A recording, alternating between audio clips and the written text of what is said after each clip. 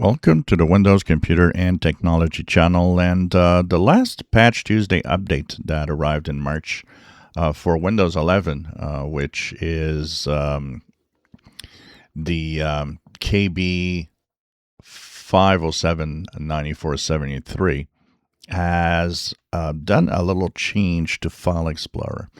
Microsoft have been talking about how they want to improve File Explorer, make it faster, because there's a lot of third-party File Explorer software out there that is much better, that does a much better job at doing what File Explorer actually does. But this month, a few users, and including a few of the people on different websites like NeoWin and Windows Latest, have tested File Explorer a little.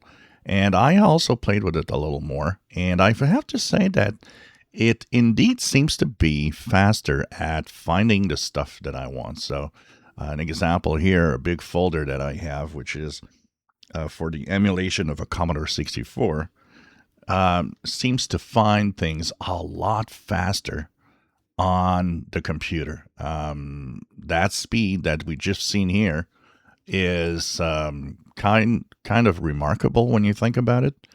So this is something that I find really cool, because there was so much of the File Explorer that was kind of slow or hanging. If you were searching, for example, this PC in File Explorer, so this PC is right here. It's part of like all the folders and everything that's in your computer, and even external drives and stuff like that. Often it would hang. A lot of people have noted that since the update of March this month, it doesn't hang anymore. So maybe some of you could test it out also. See if you find that there's an improvement and let us know. But I do think it is faster than it was previously. And that is a pretty good change, because a lot of people were wondering when File Explorer could be better. And I think they are making it slowly better.